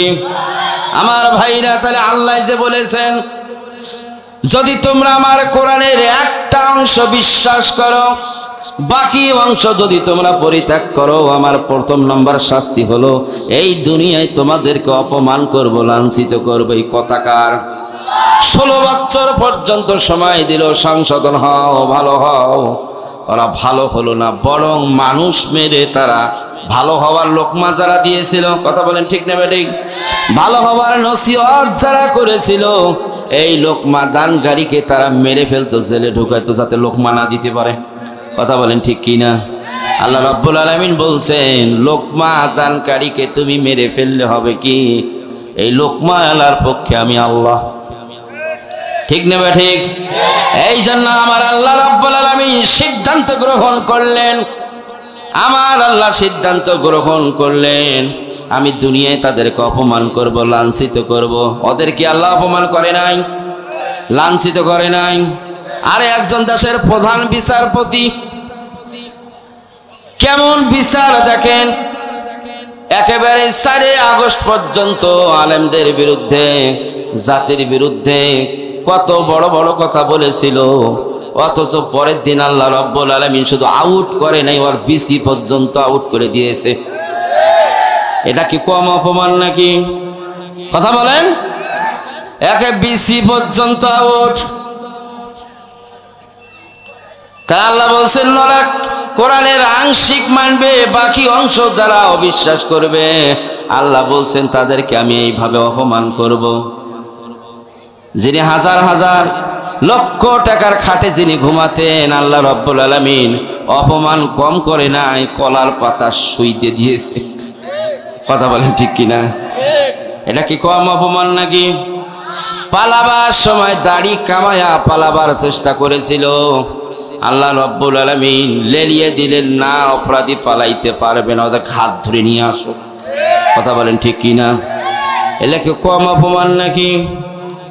জনগণের দাবি যদি মেনে নিত, কমপক্ষে ক্ষমতার থেকে নেমে দেশে কিন্তু থাকতে পারতো। কথা বলেন ঠিক নেবে ঠিক? কিন্তু দাবি না মানার কারণে আল্লাহ রাব্বুল আলামিন সিদ্ধান্ত নিলেন, এই দেশ হতে তো রাখবো না। আমার ভাইরাই যেন সে খারাপ লাগতেছে নাকি? পার্টি যেগুলা তো খারাপ লাগারই কথা। দেখবেন ওঠে কারা, কি দেখবেন আলোচনা চলাকালীন ওঠে কারা, বুঝবেন ওটা হলো বনি ইসরাইলের ওই ইহুদির লোক। ঠিক কিনা? আর যেটা কোরআন শুনতে মন খুশি হয়ে যায়, আপনি নিশ্চয় নিশ্চিত বুঝে নেবেন এটাই সত্যিকারের ইমানদার। হ্যাঁ আমার ভাইরা, তাহলে বলতেছিলাম, এই যে 16 বছর কোরআনের আংশিক মেনেছে, বাকি অংশ 140 যারা জারি করার অপরাধে আল্লাহ রাব্বুল আলামিন তাদেরকে কি করেছেন? লাঞ্ছিত করেছেন, তাদেরকে অপমান করলেন। ঠিক কিনা? অপমান করলেন। আর আল্লাহ রাব্বুল আলামিন তাও জানিয়ে দিলেন, শুধু দুনিয়ার অপমান আর লাঞ্ছিত নয়, পরকালের জন্য আমি আল্লাহ রাব্বুল আলামিন চিরস্থায়ী জাহান্নামের জন্য আমি রেডি করে রেখেছি। পরকালে কি কথা বলেন? পরকালে আদের জাহান্নাম। তার কারণ এই মানুষগুলো দুনিয়ায় ছুটতে গিয়ে পুরা পরকাল তারা ভুলে গিয়েছে। এরা আখেরাত বিক্রি করে দিয়ে দুনিয়া কিনে নিয়েছে, ঠিক কিনা? যারা আখেরাত বিক্রি করে দুনিয়া কিনে নিয়েছে, আল্লাহ বলেছেন আমি তাদেরকে দুনিয়ায় দেব, পরকালে আর কিছুই দেব না। উলাইকাল্লাযীনা ইশতারাউল হায়াতিদ দুনিয়া বিল আখিরা ফালা ইউখাফফাফু আনহুমুল আযাবু ওয়ালা হুম ইনসারুন। বলেন আল্লাহু আকবার। আল্লাহ বলেন এরা ওই সমস্ত লোক কারা? এরা ওই সমস্ত লোক যারা পরকাল বিক্রি করে দিয়ে দুনিয়া কিনে নিয়েছে। কার কথা? এরা পরকাল বিক্রি করে দিয়ে দুনিয়া কিনে নিয়েছে। যে দরবেশটা, ঠিক নেবে? ঠিক। দরবেশ আরো সিনান লাগবে। এটা এতদিন মুসলমানদেরকে ধোঁকা দিয়ে বোকা বানিয়েছিল, ঠিক নেবে? ঠিক। কিন্তু পরীক্ষার সময় যখন এসেছে, এতদিন দাঁড়িয়ে গেছিল মনে হয় এটা মনে হয় 18 পীর, ঠিক নেবে? ঠিক। এটা মনে হয় 18 পীর বসে আছে, পাকা দাড়ি, কি ঝালুম জুলুম চেহারা। কিন্তু যখন ঠেলার মধ্যে পড়েছে, দাড়িও নাই, ইমানদারিও আর নাই, ঠিক নেবে? ঠিক। এরা প্রত্যেককেই আখেরাত বিক্রি করে দুনিয়া কিনে নিয়েছে। এই যে বিচারপতি মানিক, আমি নাম ধরে এই জন্য বললাম, তার কারণ জালিমদেরকে আল্লাহ হেদায়েত করেন না। জালিমদের কি করেন না? আল্লাহ রাব্বুল আলামিন জালিমদের হেদায়েত করেন না। হেদায়েত তুলে নিয়েছেন এবং এদের অন্তরগুলোকে পাথর বানিয়ে দিয়েছেন। এরা কোনোদিন হেদায়েতের রাস্তাও আসবেও না। এদের তো অনুতপ্ত হওয়া দরকার ছিল, কথা বলেন, ঠিক না? ঠিক। এই যে অপমান আর লাঞ্ছনা হওয়ার পর এই মানুষগুলো অনুতপ্ত যদি হতো, অনুশোচনা করে যদি ফিরে আসতো, আমার আল্লাহ রাব্বুল আলামিন এদের মাফ করে দিতেন। অনুশোচনা অনুতপ্ত হওয়া দূরের কথা, এরা মামুর বাড়ির থেকে এখনো দেশে উস্কেনি দেয়। হ্যাঁ, এক গর্তের মুখে বিষাক্ত সাপের মতন এখনো সবল মারতে ধরে। কিন্তু যখন এই সবল মারতে ধরে, উস্কানি দেওয়ার চেষ্টা করে, এটা তো করবেই। 16 বছর চেয়ারের মধ্যে বসেছিল, হঠাৎ করে নামিয়ে পলের মধ্যে বসতে দিয়েছে, এটাকে মানি নেওয়া যায়? হ্যাঁ, কিন্তু বিচারটা আছে কার? এই বিচারটা আমার আল্লাহর। আল্লাহ রাব্বুল আলামিন বলছেন এই মানুষগুলো এরা পরকাল বিক্রি করে দিয়ে দুনিয়া কিনে নিয়েছে। আল্লাহ তাআলা বললেন এরা পরকালের ময়দানে মুসিবতের দিন এরা ক্ষতিগ্রস্তর কাতারে দাঁড়াবে, এরা চিরদিন জাহান্নামে থাকবে। তাহলে আমরা দুনিয়া কিনে নেব না পরকাল কিনে নেব? কারা কারা পরকাল কিনে নিতে চাই? আল্লাহ কবুল করুক, বলেন আমিন। হাত নামাই। আমরা দুনিয়াটা বিক্রি করব, ঠিক নেবে? ঠিক। আমরা কি বিক্রি করতে চাই? কিনতে চাই কি? পরকাল আমরা কিনে নেব, দুনিয়া আমরা বিক্রি করে দিব আল্লাহর কাছে। ইমানদারের সামনে দুনিয়া হাত ছানি দিয়া বারবার অবৈধ রাস্তাগুলো আপনাকে ডাকবে, ঠিক নেবে? ঠিক। আল্লাহ বলছেন ওয়া আম্মা মান খাফা মাকামা রাব্বিহি ওয়া নাহান নাফসানিল হাওয়া। বলেন আল্লাহু আকবার। যে ব্যক্তি পরকালে আল্লাহর সামনে দাঁড়াইতে ভয় করে, যার অন্তরের মধ্যে ভয় আছে, ওই ব্যক্তির দায়িত্ব হলো তার নফসকে যেন অসৎ কামনা বাসনা থেকে যেন একটু ফিরিয়ে রাখে।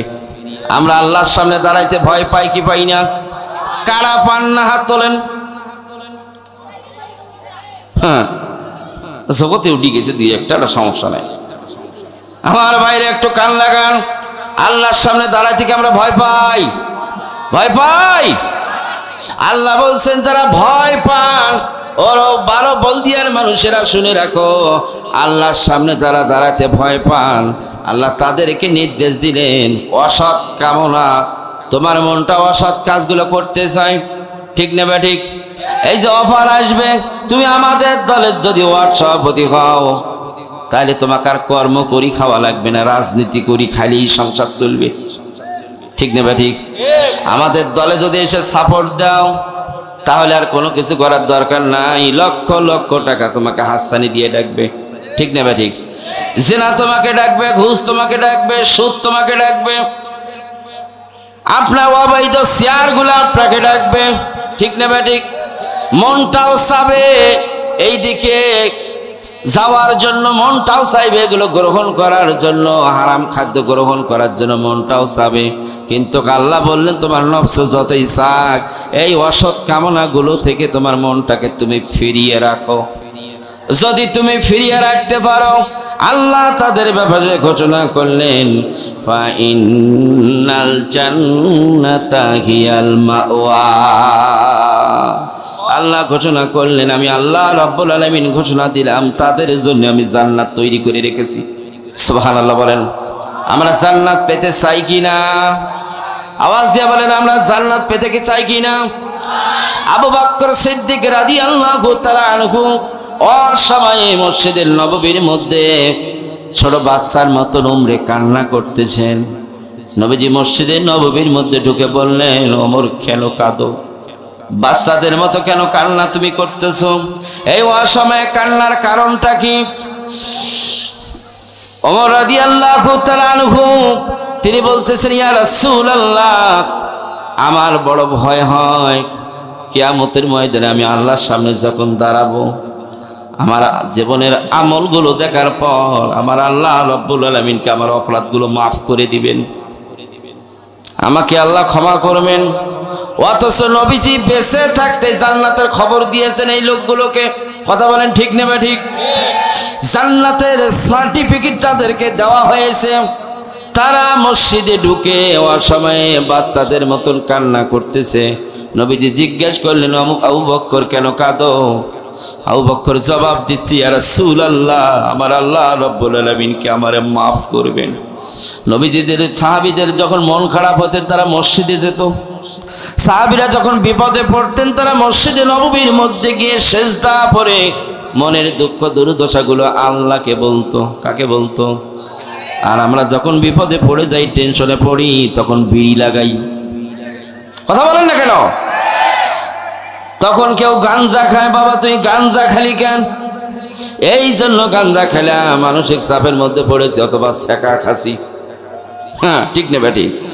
অনেক চ্যাংলার দেখবেন কম হচ্ছে কোন, এরকম আছে কিনা? সেকা খেয়ে গাঞ্জা ধরেছে, শেষে গাঞ্জা আর জীবন নিয়েও চলে গিয়েছে। যাই সেকা দিয়েছে তাইও চলে গেছে। হ্যাঁ, ওর বলে খুব টেনশন, এই জন্যই গাঞ্জা ধরছে। তাহলে আমরা বিপদে পড়লে যাব কোথায়? আওয়াজ দেন কোথায়? আমরা যখন বিপদে পড়ব, টেনশনে পড়ব, মানসিক চাপে পড়ব, যে কোনো বিপদ আসুক না কেন মসজিদে যাবেন, 2 রাকাত নফল নামাজ পড়ে সেজদায় পড়ে আমার আল্লাহ রাব্বুল আলামিনকে মনের দুঃখ কষ্টগুলো আপনি বলবেন। আপনি নফল নামাজের সময় মাতৃভাষাও বলা যাবে, কোনো সমস্যা নেই। কি ভাষা? আপনার নিজের ভাষাও আপনি বলতে পারবেন, আপনার কি কি দরকার। আরবিতে যিনি আপনি কথাগুলো বলতে পারতেছেন না, আপনি মাতৃভাষায় নফল নামাজের সেজদায় পড়ে আপনার দোয়াগুলো, আপনার দরখাস্ত, বিপদ আপদগুলো কাকে আপনি জানাবেন? আমার ভাইরা, জানাতে দেরি হবে, যিনি সমস্যার সমাধান করবেন তিনি কে? তাহলে এখন আমরা কার কাছে যাবো? আর আমরা বিপদে পড়লে চাওয়ার দরকার আল্লাহর কাছে, যাই মেম্বরের কাছে। কথা বলেন ঠিক না বেঠিক? পেশাব করে পানি নেয় না, নিজেই দুর্নীতিগ্রস্ত, নিজের যত অপরাধ, তাই আপনার কি ঘন্টা সমাধান করবে? হ্যাঁ, এই জন্য বিপদ আপদে পড়লে সাহাবীরা মসজিদে নববীতে যাইতেন। মসজিদের মধ্যে গিয়ে তারা হাউমাউ করে কান্না করে আল্লাহর কাছে কথাগুলো বলতেন। বিশ্ব নবী জিজ্ঞেস করলেন, হে আবু বকর, অসময়ে কান্না করো কেন? আবু বকর জবাব দিচ্ছি, ইয়া রাসূলুল্লাহ, আমার ভয় হয় আমার আল্লাহ রাব্বুল আলামিনকে আমারে মাফ করে দিবেন। আল্লাহ রাব্বুল আলামিন তার নবীকে বললেন, হে নবী, আবু বকরকে খবর দাও, ওয়ালিমান খাফা মাকাম রাব্বিহি জান্নাতান। বলেন আল্লাহু আকবার। যে ব্যক্তি পরকালে আল্লাহর সামনে হিসাব দেওয়ার ভয় যার অন্তরের মধ্যে আছে, নবীজি আপনি জানায় দেন তার জন্য একটা জান্নাত শুধু নয়, আমি 2টা জান্নাত তার জন্য বরাদ্দ করলাম। তাহলে আমরা কাকে ভয় করব? কিয়ামতের ময়দানে আল্লাহর সামনে দাঁড়ান লাগবে, এই ভয় আছে না নাই? এই ভয় যার মধ্যে আছে, আল্লাহ রাব্বুল আলামিন তাকে নির্দেশ দিলেন, মনটা অসৎ কাজ করতে চায়, অসৎ কামনা থেকে মনটাকে যদি ফিরিয়ে আনতে পারো, বেশি বেশি যদি তুমি আল্লাহকে ভয় করো, এই ভয়ের কারণে পরকালে আল্লাহর সামনে আসামির কাঠগড়ায় ওঠা লাগবে। এই ভয়ে যদি অন্যায় থেকে তুমি ফিরে থাকো, জান্নাত তার জন্য কয়টা ঘোষণা দিয়েছেন আল্লাহ? সূরা রহমানের মধ্যে আল্লাহ ক্লিয়ার বলে দিয়েছেন, একটা জান্নাত নয়, আমি আল্লাহ ঘোষণা করলাম ওর জন্য দুটা জান্নাত। সুবহানাল্লাহ বলেন। আর যে ব্যক্তি দুনিয়া চায়, وآثر الحياة الدنيا فإن الجحيم هي المأوى। আল্লাহ বলছেন, যে ব্যক্তি দুনিয়ার ক্ষমতা চায়, চেয়ার চায়, ঘুষের টাকা চায়, অবৈধ ইনকাম চায়, অবৈধ ইনকামের পাহাড় যার গড়া, যার নেশা, আল্লাহ ঘোষণা করলেন ফাইনাল জাহিমা হিয়াল মাওয়া, পরকালে তার জন্য আমি জাহান্নাম তৈরি করে রেখেছি। তাহলে আমরা দুনিয়া চাই না পরকাল চাই? বলেন, আমরা পরকাল চাই। আল্লাহর ভয়ে অন্যায় থেকে ফিরিয়ে যেই ব্যক্তি থাকবে, আল্লাহ ঘোষণা করলেন জান্নাতে একটা নয় দুটা জান্নাত আমি আল্লাহ রাব্বুল আলামিন তারে দেব।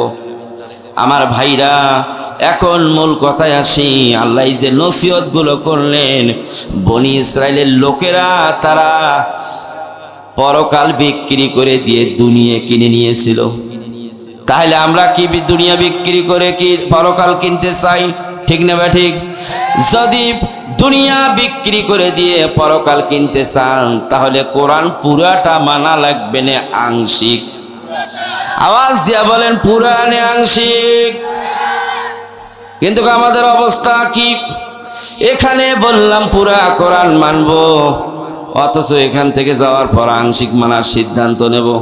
ঠিক নেবে? ঠিক। আল্লাহ আগেই ঘোষণা করলেন, আংশিক যদি মানো, আমি আল্লাহ রাব্বুল আলামিন তোমাদের কোনো ইবাদত কবুল করব না। কিছু কিছু হুকুম মানি আর কিছু কিছু ভালো লাগে না, এরকম আছে নাই? মনে করেন আপনার বউ বিয়ে হওয়ার পর স্ত্রী আপনাকে প্রস্তাব দিল, স্বামী বিয়ের পূর্বে একজনের সাথে আমার প্রেম ছিল। কি ছিল? যেহেতু বিয়ে শাদী তোমার সাথে আমার হয়েছে, কিন্তু বেচারা এত ভালোবাসতো, কমপক্ষে 4 লাখ টাকা আমার জন্য খরচ করছে। ছেলেটাকে শেখা দেওয়া আমার ঠিক হবে না? সপ্তাহে আধা ঘন্টার জন্য আমি তার সাথে একটু মিশবো, দয়া করে আপনি আমার অনুমতি দেন। বলেন সুবহানাল্লাহ। দেখছেন? আপনি দিবেন অনুমতি? আওয়াজ দেন, আপনি কি অনুমতি দিবেন? 7 দিনে আধা ঘন্টার সময়। কয় দিনে? 7 দিনে আধা ঘন্টার সময় চেয়েছে স্বামীরে, আমার বন্ধুর সাথে 7 দিনে আমি একটু আধা ঘন্টার জন্য তোমার কাছে সময় চাই, 7 দিনে আধা ঘন্টা আমি শুধু মিশবো, অনুমতি দিবেন? 5 মিনিট দিবেন? 1 মিনিট? কমপক্ষে একটা সুমা লাগা 1 সেকেন্ড মানি নিবে? একটা সুমা দিয়ে মুখটা আমি সরাই নেবো, এটা মানি নিবে? এই কথা কয় না? তাহলে একটা সুমা যদি আপনার সহ্য না হয়, আপনার স্ত্রী গেলে অন্যজন একটা সুমা দিক, এটা যদি আপনি মেনে না নেন, আমার আল্লাহ রাব্বুল আলামিন কি মানবেন? আপনি শয়তানের গালে একটা চুমা দেন। বলেন। তাহলে আকাশের মালিক কে? জমিনের মালিক কে? চাকরি দিল কে? বাঁচিয়ে রাখছে কে? রেজেক দেন কে? আনুগত্য করব কার? করি কার? বলেন। হ্যাঁ, অনেকের স্ত্রী আবার ডিউটি করে, রাতের মধ্যে এরকম আছে না নাই? হ্যাঁ, রাত 12টার সময় ফোনে কথা বলতেছে, শাশুড়ি ঘর থেকে বলছে বৌমা কার সাথে কথা বলো, এত 12টার সময় গভীর রাতে ঘন্টার পর ঘন্টা কার সাথে বলো? বৌমা জবাব দিচ্ছে, এদের যন্ত্রণায় আমি কি বাপের সাথেও কথা বলবো না? ওটা কি ওর বাপ? কথা বলেন না কেন? এই 12টার সময় ফোন দিয়ে যেটা কথা বলছে ওটা কি ওর বাপ? কি কথা কয় না? কি হ্যাঁ, বয়ফ্রেন্ড, ঠিক নেবে ঠিক। রাত 12টার সময় বয়ফ্রেন্ডের সাথে কথা বলতেছে, অথচ পরিচয় দিচ্ছে এটা আমার বাপ, ঠিক নেবে ঠিক। তাহলে এটা কয় বাপের জন্ম এখন বুঝে নেন, এটা কত বড় নষ্টা, ঠিক কিনা? তাহলে এই যে স্বামীকে ফাঁকি দিল, শাশুড়ির কাছে মিথ্যা বললো, এলাকার বাসী বাসে মিথ্যা বলে আবার ডিউটি করলো, এটার নাম পরক্রিয়া। এটা কি? কথা বলেন না কেন? এটা হলো পরক্রিয়া। আপনার আমার দশাও হচ্ছে, আমরা আল্লাহর খাই, আল্লাহর আকাশের নিচে থাকি, জমিনের উপর ঘোরাফেরা করি, আল্লাহর দেওয়া রিজিক খাই, সব কিছু আমার আল্লাহ দিয়েছেন। মাঝখান থেকে বেশি সংখ্যক মুসলমানের পরক্রিয়া সম্পর্ক শয়তানের সাথে। আমি কি ভুল বললাম নাকি? আল্লাহ বলছেন এই পরক্রিয়া যাদের আছে ওরা মনে করে 2 রাকাত নফল নামাজ পড়লাম, আল্লাহ বোধহয় খুব খুশি, এখন আমি যা ইচ্ছা তাই করব। আল্লাহ তাদের ব্যাপারে ঘোষণা করে দিয়েছেন, যালিকা বিআন্নাকুম কারিহু মা আনসালাল্লাহু ফাআহাবাতা আমালাহুম।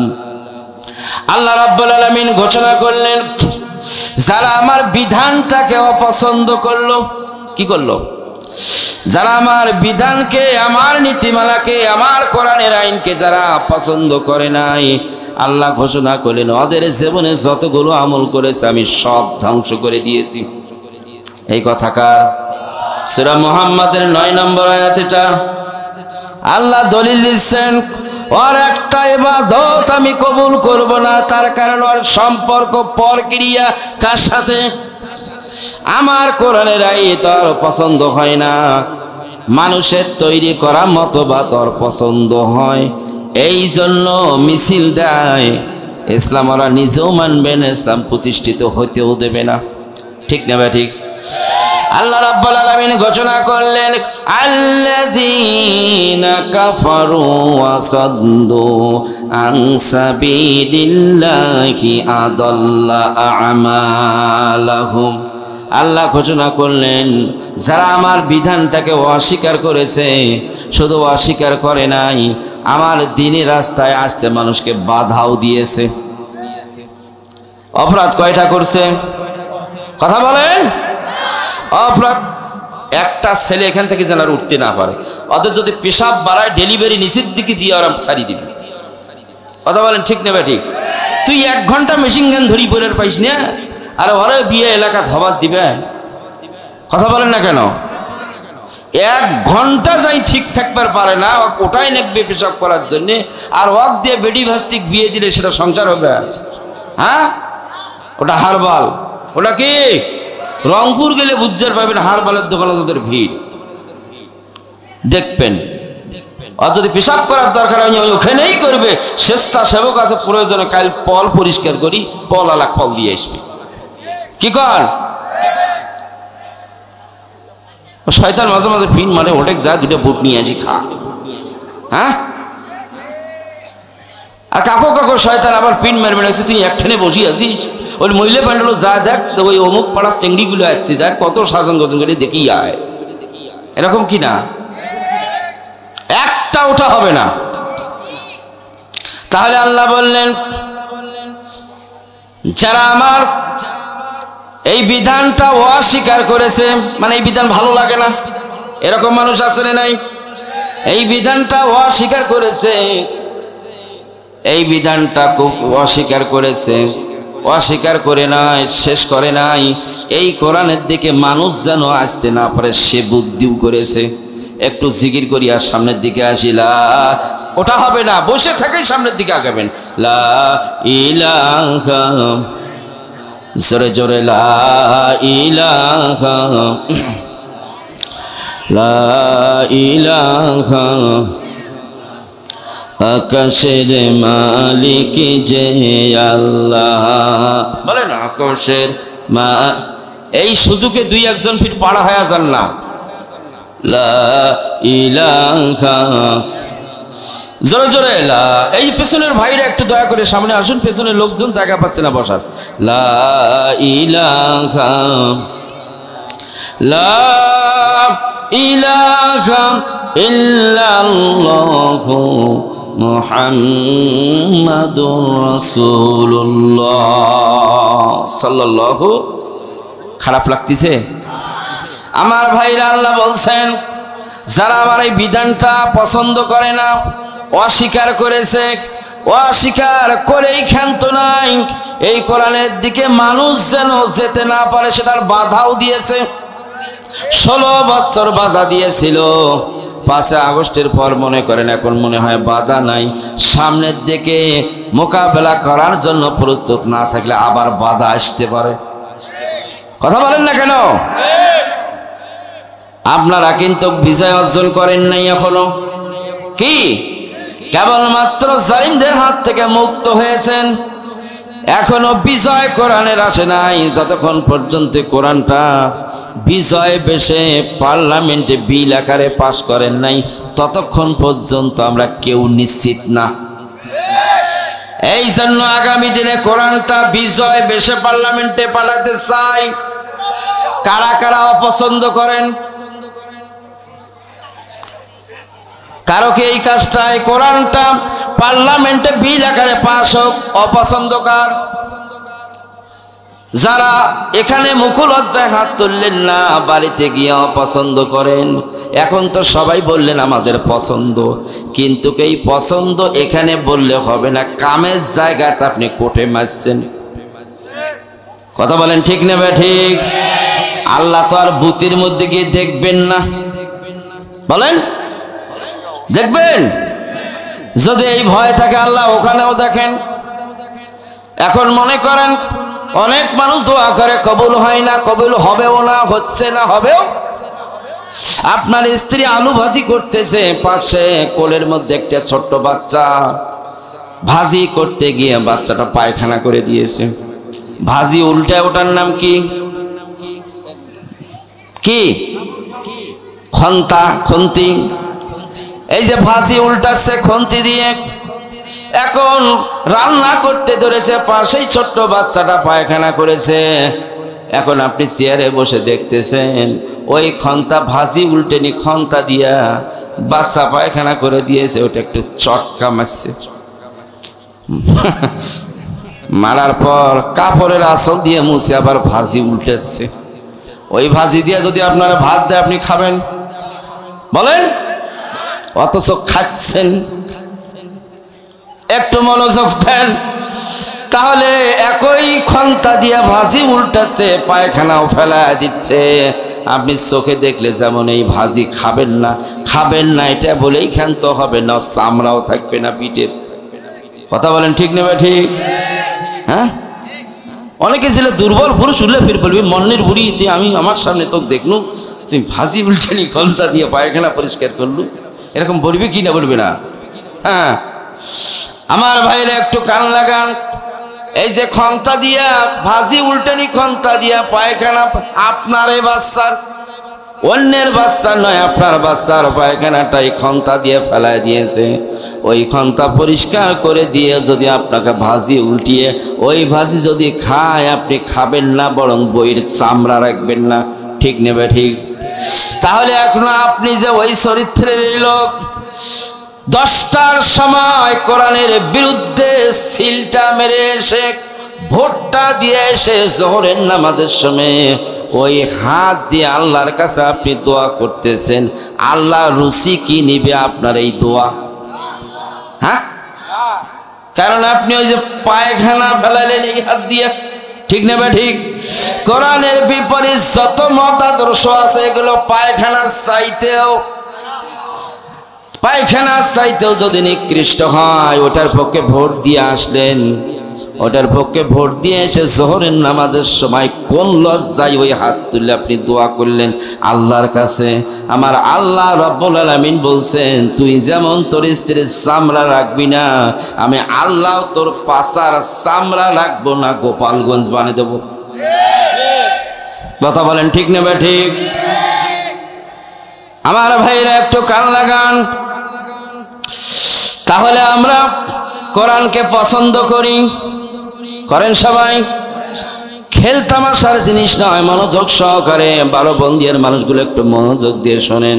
আল্লাহ বলছেন আল্লাযীনা কাফারু ওয়া সাদ্দু আন সাবিলিল্লাহি আদাল্লা আমালাহুম, যারা আমার কোরআনটাকে অস্বীকার করেছে, কোরআনের পথে আসতে মানুষকে বাধা দিয়েছে, আমি আল্লাহ রাব্বুল আলামিন তাদের তামাম জীবনের ইবাদতগুলো আমি ধ্বংস করে দিয়েছি।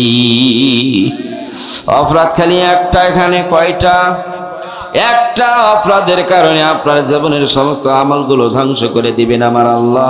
আমাদের ইবাদতগুলো নষ্ট হয়ে যাক, এটাকে আমরা চাই। রাত জেগে জেগে তাহাজ্জুদ পড়েছি, কনকনা শীতের মধ্যে ঠান্ডা পানি দিয়ে ওযু করে আমরা নামাজ পড়েছি। এত ব্যস্ততার মধ্যেও কোরআনের 2 পৃষ্ঠা 1 পৃষ্ঠা তেলাওয়াত করেছি। শুধুমাত্র একটা ভোটের কারণে আমার তামাম জীবনের ইবাদতগুলো নষ্ট হবে। আমি কি ভুল বললাম? আমার বক্তৃতা যদি ভুল হয়, 2 পাশে 2 জন ওস্তাদ সমতুল্য আলেম আছে, এখানে সামনেও হাফেজ কানি আলেম ওলামারা যদি আছে, বক্তব্য যদি ভুল হয় আমার বক্তব্য আমি ফিরে নেব। কথা বলেন ঠিক নেবে ঠিক? তাহলে আর যদি বক্তব্য আমার সঠিক হয় আপনাকে মানা লাগবে, কি বলেন? তাহলে এখন আসি, আমরা কোরআন মানবো আংশিক না পুরাটা? আংশিক যদি কেউ মানতে চায় তাহলে আমার আল্লাহ এটা গ্রহণ করবেন না। উলাইকাল্লাযীনা হাবিতাত আমালুহুম ফিদ দুনিয়া ওয়াল আখিরাহ ওয়া মা লাহুম মিন নাসিরিন। বলেন আল্লাহু আকবার। আল্লাহ বলছেন এদের দুনিয়া আখিরাতে যতগুলো ভালো কাজ করেছে আমি আল্লাহ রাব্বুল আলামিন দুনিয়া আখিরাতের সমস্ত ভালো কাজগুলো আমি ধ্বংস করে দিয়েছি। কার কথা? পরকালের ময়দানে মুসিবতের দিন ক্ষতিগ্রস্ত মানুষ, জাহান্নামী মানুষদের কাতারে আমি ওই মানুষগুলোকে দাঁড় করাবো। বলেন নাউজুবিল্লাহ। আমরা কি ওই কাতারে দাঁড়াতে চাই? একটু জিকির করেন লা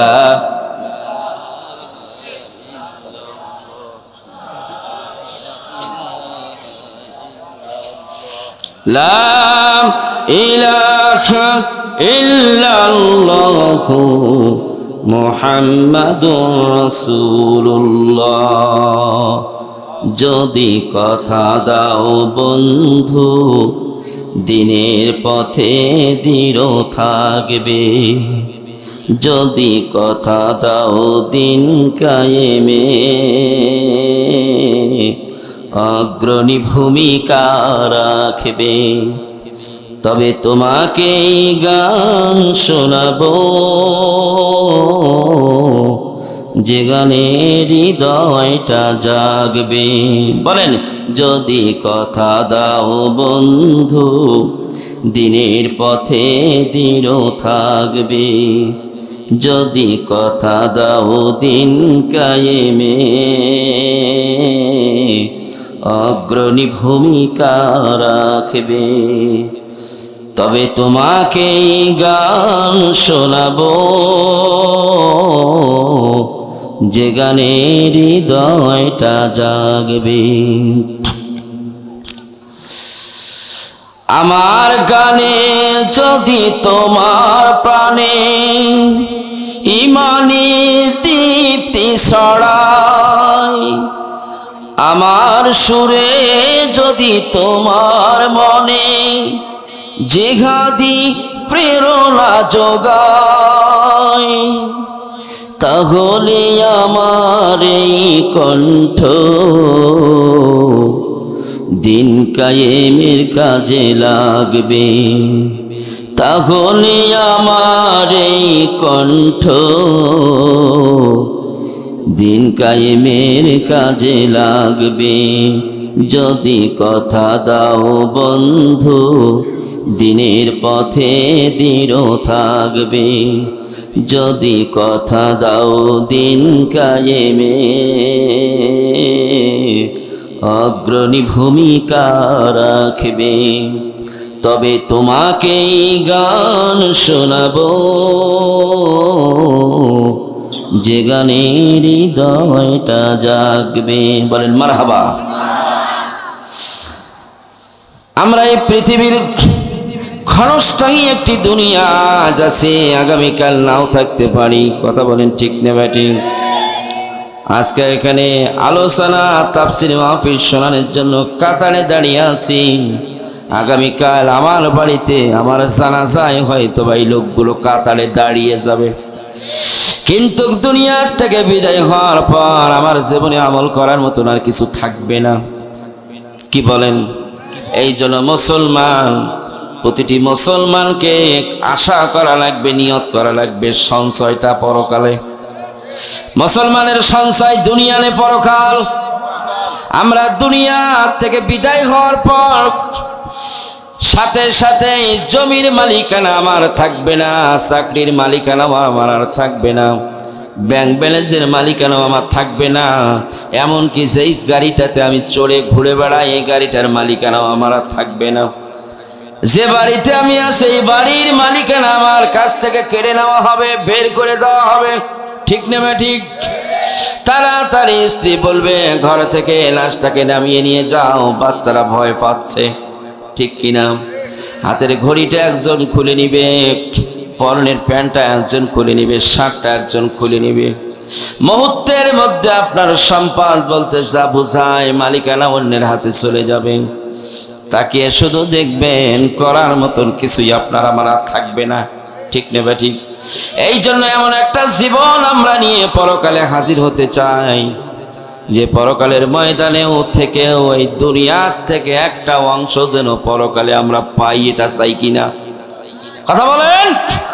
আল্লাহ বলছেন মাইয়াশফা শাফাআতান হাসানাতান, মাইয়াশফা শাফাআতান হাসানাতান ইয়াকুল লাহু নাসীবুম মিনহা ওয়া মাইয়াশফা শাফাআতান সাইয়্যাতান ইয়াকুল লাহু কিফলুম মিনহা وكان الله على كل شيء مقيتا। বলেন আল্লাহু আকবার। আল্লাহ তাআলা ঘোষণা করলেন, হে নবী আপনি জনগণকে জানিয়ে দেন এই পৃথিবীর জমিনে এমন কিছু কাজ আছে, এই দুনিয়া থেকে বিদায় হয়ে মানুষ যখন পরকালে চলে যাবে আমলের দরজা কোনোদিন বন্ধ হবে না, আমলনামার খাতা কখনো ক্লোজ হবে না, এটা ওপেন থাকবে। সেটা ভালো হোক আর মন্দ হোক, ভালো হলেও একটা অংশ কবরে শুয়ে থেকে পাবে, মন্দ হলেও একটা অংশ শুয়ে থেকে পাবে। আমার আল্লাহ রাব্বুল আলামিন সূরা নিসার 85 নম্বর আয়াতে এই কথাটা বলে দিয়েছেন।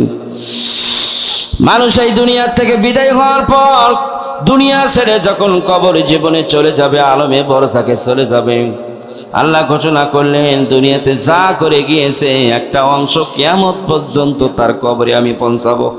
সুবহানাল্লাহ বলেন। আজকের এই মাহফিলটা একটা মাদ্রাসার উদ্যোগে। কথা বলেন ঠিক না ঠিক?